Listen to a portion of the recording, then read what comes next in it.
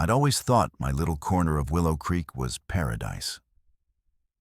A tidy suburban neighborhood, with manicured lawns, friendly waves from dog walkers, and the kind of quiet that made you forget.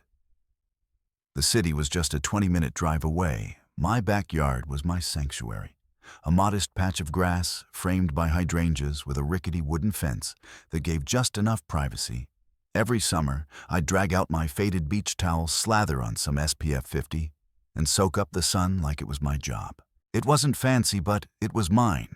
That is until Karen moved in. Karen wasn't just any neighbor. She was the newly elected HOA president, a woman who wielded her clipboard like a scepter and her rule book like Holy Scripture. She was in her late 40s with a peroxide blonde bob that never moved even in a windstorm, and a smile that said, "I'm judging you, and you're failing." The first time I met her, she was measuring my mailbox with a tape measure, muttering about non-compliant dimensions. I laughed it off. Big mistake. It started innocently enough. One Saturday in June, I was sprawled out in my backyard, sunglasses, on a podcast blaring through my earbuds. The sun was perfect warm, but not scorching. And I was halfway to a nap when I heard the unmistakable click-clack of Karen's sensible heels. I opened one eye to see her peering over my fence. Her lips pursed like she'd just sucked a lemon. "Excuse me, Emily." She called, her voice dripping with fake sweetness. "Are you sunbathing?" I propped myself up on my elbows, confused. Yeah, it's my backyard." She adjusted her cat-eye glasses and scribbled something on her clipboard. "Well, it's not being done correctly. The HOA has guidelines for outdoor activities, you know. Your towel is an eyesore, neon green. Really. And you're lying at an angle that's disruptive to the neighborhood aesthetic." I blinked. "Disruptive?" "It's my backyard, Karen. Nobody can even see me." Her smile tightened. "The HOA sees everything I'll need you to review. Section 12, subsection B of the handbook, proper sunbathing, requires neutral-colored towels and alignment with the property lines. I'll follow up next week." I was too stunned to argue as she click-clacked away. Alignment with the property lines. Was she serious? I dug out the HOA handbook from a drawer, half expecting it to be a joke. Nope. There it was, buried in fine print. Outdoor recreational activities must adhere to aesthetic harmony. I laughed and then groaned. This was absurd, but Karen wasn't kidding. The next day, a certified letter arrived, complete with a grainy photo of me on my towel, captioned "Non-compliant sunbathing posture." She'd taken a picture from where a drone. Her attic window, I was creeped out, but also pissed. This wasn't about rules. This was personal. Over the next week, Karen's reign of terrors escalated. She sent daily emails about my ongoing violations, each one more unhinged than the last. My towel was garish. My sunscreen bottle was improperly stored, and she even claimed my sunbathing was disturbing the local wildlife because a squirrel had run across my yard. I tried reasoning with her at the next HOA meeting, but she shut me down, banging her gavel like a judge on a power trip. The other neighbors, Tom, who mowed his lawn in flip-flops, Sarah, who let her kids draw chalk murals on the driveway, were too scared to back me up. Karen had them all under her thumb.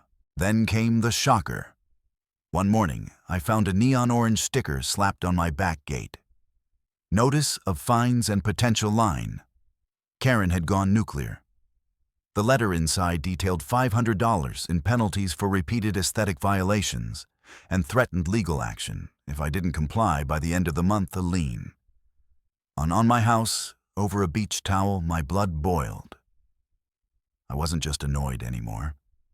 I was livid. Karen had crossed a line, and I wasn't going to roll over. If she wanted a war, she'd get one. I spent that evening pacing my kitchen, plotting I could fight her at the next HOA meeting. But she'd just gavel me into oblivion. I could ignore her. But the fines were real, and I wasn't about to risk my house. No, I needed something better. Something that would hit Karen where it hurt her precious neighborhood aesthetic. I grinned as the idea hit me. If she thought my sunbathing was an eyesore, I'd give her a display so perfect, so over the top, she'd choke on her own rules, but I had to do it right. No violations, no loopholes, just pure petty revenge.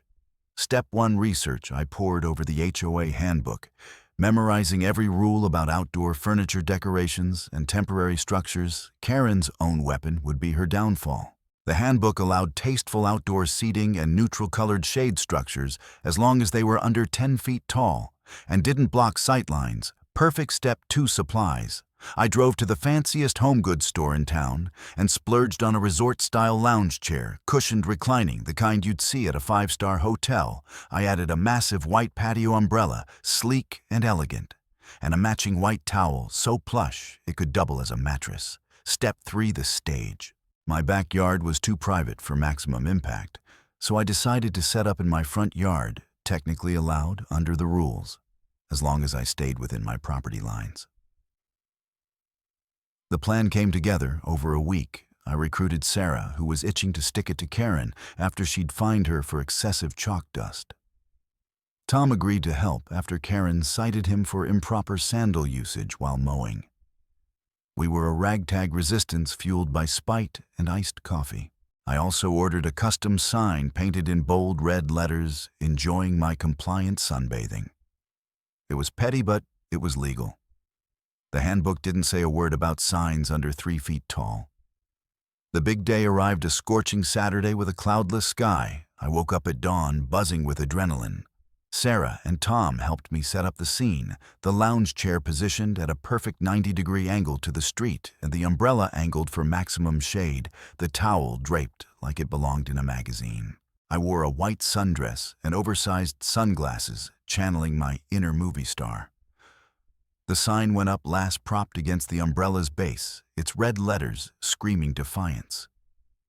Then I reclined, popped in my earbuds, and waited. It didn't take long. By 9 a.m., Karen's minivan screeched to a halt across the street. She stormed out, clipboard in hand, her face redder than my sign. "Emily, what is this monstrosity?" she shrieked, gesturing at my setup. I lowered my sunglasses and smiled. "Just sunbathing, Karen, perfectly compliant, neutral colors, proper alignment, all within my property lines. Care to check the handbook?" She sputtered, flipping through her clipboard like it held the secrets to the universe. Neighbors started gathering. Tom's Sarah, even old Mr. Jenkins, who never left his porch. They weren't just watching, they were cheering. "Looks like a resort," Sarah called. "Can I borrow that chair?" Tom added. A jogger slowed down, gave me a thumbs up, and said, "Love the vibe." Karen's eyes bulged. She was losing control, and she knew it. Then came the twist. Karen, desperate to regain the upper hand, yanked out her phone and started recording me. "This is evidence of public disturbance," she stammered. That's when I noticed the crowd, growing kids on bikes, dog walkers, even a delivery guy who'd stopped to gawk. They weren't just complimenting me. They were taking pictures, posting to the neighborhood Facebook group, and laughing. Karen's video was backfiring spectacularly. By noon, my setup was trending locally, with comments like, "HOA Karen got schooled and Emily's the queen of Willow Creek." Karen's meltdown was the cherry on top. She tried to issue an on-the-spot fine, but I calmly handed her a highlighted copy of the handbook open to the page that greenlit my setup. She threw it on the ground, screamed about disrespecting authority, and stormed off, her heels wobbling. The crowd erupted in applause. I took a sip of my lemonade and waved like I was in a parade. By Monday, the fallout was glorious. The neighborhood Facebook group was flooded with memes of Karen's meltdown, including a photoshopped image of her clipboard labeled "Karen's Book of Nonsense." Someone started a petition to oust her as HOA president, and it gained 200 signatures in 24 hours. Best of all, the HOA board, spooked by the bad press, sent me a letter rescinding all my fines and promising to review Karen's leadership. She was still president for now, but her reign was crumbling. I kept the lounge chair in my front yard for the rest of the summer, partly because it was comfortable, partly to remind Karen who won. Every time I saw her minivan drive by, I'd wave and she'd speed up. The neighbors started calling my setup Emily's Oasis, and a few even copied me, setting up their own chairs and umbrellas. Willow Creek wasn't just a neighborhood anymore. It was a community united by one glorious act of rebellion. The lesson: never underestimate the power of a well-placed towel or a woman who's had enough. Karen thought she could control me, but I turned her rules into my victory. And every time I reclined in that chair, I smiled, knowing I'd made her eat her own clipboard. The end.